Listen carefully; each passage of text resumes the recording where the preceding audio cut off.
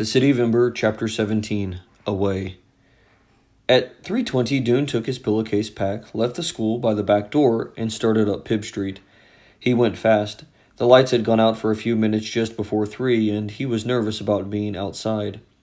He planned to take the long way to the pipeworks, out at the very edge of the city, to avoid any guards that might still be looking for him. He was filled with dread about Lena. He wouldn't know what had happened to her until he got to the pipeworks, and she either showed up or didn't. All he could do now was run. He raced down Knack Street. It was so strange to be out in the city with the streets so utterly deserted. Without the people passing back and forth, the streets seemed wider and darker. Nothing moved but himself, his shadow, and his fleeting reflection in shop windows. He passed. In Silverton Square, he saw a kiosk where the poster with his and Lena's names on it had been pinned up. Everyone in the city must have seen these posters by now. He was famous, he thought wryly, but not in the way that he wanted. There would be no glorious moment on the gathering hall steps after all. Instead of making his father proud, he would cause him dreadful worry. This thought made him so sad that his knees felt suddenly wobbly. How could he just vanish without a word? But it was too late now. He couldn't go back. If only there was some way to send him a message. And in a moment, he realized there was. He stopped, fished in his pack for the paper and pencil he had brought, and scribbled on it, "Father, we have found the way out. It was in the pipeworks after all. You will know about it tomorrow. Love, Dune." He folded this in quarters, wrote deliver to Loris Harrow in big letters on the outside, and pinned it to the kiosk. There, that was the best that he could do. He would have to trust that someone would deliver it. In the distance, he heard the faint sound of the singing. He listened. It was the Song of the River, just ending. Far below, like the blood of the earth, from the center of nowhere rushing forth. He sang under his breath. Like everyone in Ember, he knew the words of the 3 songs by heart. He sang along, softly with the faraway singers, making the light of the lamps of Ember older than anyone can remember, faster than anything anyone knows. The river comes and the river goes. Up Rim Street now to River Road. He was halfway there. The singers were starting on The Song of Darkness. It was his favorite, with its powerful deep harmonies. He was a little sorry to be missing it. He went up to Pot Street side of the empty River Road Square, where another poster hung crookedly on the kiosk, and he was headed towards North Street when suddenly the lights flickered and went out. He jolted to a stop. Stand still and wait. That was his automatic response. In the distance, he heard a dip in the sound of the singing, some startled voices breaking the flow, but then the song rose again, defying the darkness. For a moment, all thoughts vanished from Dune's mind. There was nothing but the fearless words of the song. Black as sleep and deep as dreaming, darkness like an endless night, yet within the streets of Ember, bright and bravely shines our light. He sang, standing still in the blackness. When the song ended, he waited. The lights would surely come back soon. For a few minutes there was silence, and then, far away, but piercingly clear, he heard a scream. More screams and shouts followed, the sounds of panic. He felt the panic himself, like a hand taking hold of him, making him want to leap up and fling himself against the dark. But suddenly, with a flash of joy, he remembered. He didn't have to wait for the lights to come back on. He had what no citizen of Ember had ever had before, a way to see in the dark. He set his pack down, untied the knot at the top, and groped around inside until he felt the candle. Dune, in a corner, he found the little packet of matches. He scraped a match against the pavement, and it flared up instantly. He held the flame to the string on the candle, and the string began to burn. He had a light. He had the only light in the entire city. The candle didn't cast its light very far, but it was enough to see at least the pavement in front of him. He went slowly along Pot Street and then turned left on North Street. At the end of the street was the wall of the Pipeworks office. When he got to the Pipeworks entrance, no one was there. A little cloud of moths came to flutter around the flame of his candle, but otherwise nothing moved in Plumber Square. There was nothing to do but wait. Dune blew the candle out. He didn't want to use it all up in case the light stayed off a long time, and squatted down on the pavement, setting down his bundle and leaning against one of the big trash cans. He waited, listening to the distant shouts, and at last the lights blinked again, and came back on. Lena was nowhere in sight.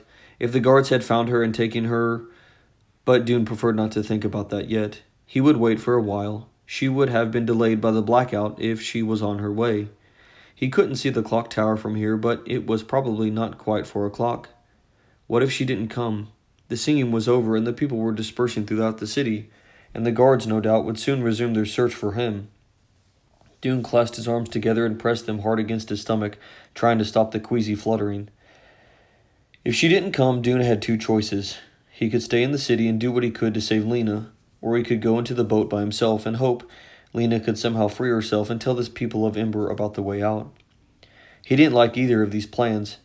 He wanted to go down the river, and he wanted to go with Lena. Dune stood up and hoisted his sack again. He was too restless to keep sitting. He walked down to Gappery Street and looked in both directions. Not a single person was in sight. He walked to Plummer Street, thinking that perhaps Lena was coming by way of the city's edge, as he had to avoid being seen. But no one was there. He didn't even see anyone when he went past Subling Street to the very end of the city. He had to decide what to do. He went and stood in the doorway of the pipeworks. Think, he said to himself, think. He was not even sure he could make the river journey by himself. How would he get the boat into the water? Could he lift it without help? On the other hand, how could he help Lena if she was in the hands of the mayor's guards? What could he possibly do that would not just get himself caught too? He felt sick. His hands were cold. He stepped out of the doorway and scanned the square once again. Nothing moved but the moths around the lights. And then, down Gappery Street, Lena came running. She came slantwise across the square, and he dashed to meet her. She was hugging a bundle in her chest. "I've come. I'm here. I almost didn't make it," she said, breathing so hard that she could barely talk. "And look!" She folded back the blanket of her bundle, and Dune saw a curl of brown hair and two frightened, wide eyes. "I've brought Poppy." Dune was so glad to see Lena that he didn't mind at all that Poppy was coming with them, making a risky journey even riskier. Relief and excitement flooded through him. They were going. They were going. "Okay," he said, "come on." With his borrowed key, he opened the pipeworks door, and they hurried past the yellow slickers on their hooks and the lines of rubber boots. Dune dashed into the pipeworks office long enough to replace the key on its hook, and then they pulled open the stairway door and started down. Lena stepped slowly because of Poppy, and Poppy clung to her neck, unusually quiet, sensing the strangeness and importance of what was happening. At the bottom of the stairs, they came out into the main tunnel and walked down the path to the west until they came to the marked rock. "How are we going to get Poppy down there?" Dune asked.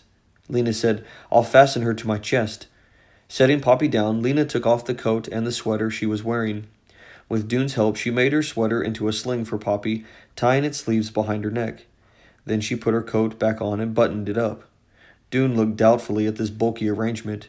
"Will you be able to climb down carrying her like that? Will you be able to reach around her and hold on to the rungs?" "Yes," said Lena. Now that she had Poppy with her, she felt brave again. She could do whatever she needed to. Dune went down first, and Lena followed. "Stay very still, Poppy," she said. "Don't squirm." Poppy did stay still, but even so, it was not easy going down the ladder with her extra weight. Lena's arms were just long enough to reach past Poppy and hold on to the ladder. She descended very slowly. When she got to the ledge, she stepped sideways, gripped the hand that Dune held out for her, and with a deep breath of relief, came into the entryway.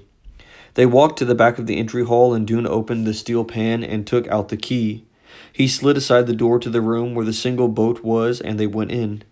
Dune took his candle from his sack and lit it. Lena unwrapped Poppy and sat her down at the back of the room. "Don't move from there," she said. Poppy put her thumb into her mouth, and Dune and Lena set to work. Dune's sack went in the pointed end of the boat, which they decided must be the front. They put the box of candles and the matches into the rear of the boat. It was clear they'd been designed to go there. They fit snugly. The poles, labeled paddles, were a mystery. Lena thought they may be weapons meant for fending off hostile creatures. Dune thought they might fit across the boat somehow to make railings to brace yourself against, but he couldn't get them to work in this way. Finally, they decided just to leave the paddles in the bottom of the boat and figure out what they were for as they went along. Dune dripped a bit of wax on the floor and stood his candle up into it, so he'd have both hands free. "Let's see if we can lift the boat," he said. With Dune at the rear and Lena at the front, they found they could lift the boat with ease. It was amazingly light, even with the boxes and the pack inside of it. They set it down again. The next step was to get it in the water somehow, and then get in it themselves. We can't just drop it in, said Lena. The river would just grab it right away. This must be what the ropes are for, said Dune. We lower it in by holding on to the ropes, and tie the ropes to something to keep it from moving. To what? They must have put a peg or something in the wall to tie it to. Dune went back out to the edge of the river and got down on his knees. Leaning over, he felt with one hand along the bank below. At first there was only smooth, slippery rock. He moved his hand slowly back and forth, up and down. River water splashed against his fingers. At last he felt something, a metal rod attached to the river wall, like the rungs of the ladder that they had climbed down. I found it, he called. He got up again and went back to the boat room. Let's carry the boat out, he said. He and Lena lifted it and, taking small steps, moved it forwards. As they went out the door, Poppy began to wail. Don't cry, Lena called to her. Stay right there. We'll be back in a second. They carried the boat right to the edge of the water and set it down carefully, its front end pointing downstream. Dune knelt again, feeling for the metal rod. Hand me the end of the rope, he said. Which rope? Lena thought for a second. She realized it had to be the one attached to the side of the boat nearest her. That would be the side closest to the river bank. When they put the boat in, she uncoiled the rope, ran it around the boat, and handed its end down to Dune, who lay on his stomach with his hand hanging over the edge and knotted the rope to the metal rung in the wall. He got to his feet again, wiping water from his face. Now, Dune said, we can put the boat in the water. Another wail came from the boat room. I'm coming, Lena called and dashed back for Poppy. She hoisted her up and spoke into her ear into the voice that she used for announcing an exciting game. We're going on an adventure, Poppy. We're going for a ride. A ride in the water. It will be so fun, sweetie. You'll see. She blew out the candle Dune had left and carried Poppy to the river's edge. Are we ready? Said Dune. I guess we are. Goodbye to Ember, Lena thought. Goodbye to everyone. Goodbye to everything. For a second, a picture of herself arriving in the bright city of her dreams flashed into her mind, and then it faded and was gone. She had no idea what lay ahead. She set Poppy down against the wall of the empty passage. Sit here, she said. Don't move until I tell you to. Poppy sat, her eyes wide, her plump legs sticking out in front of her.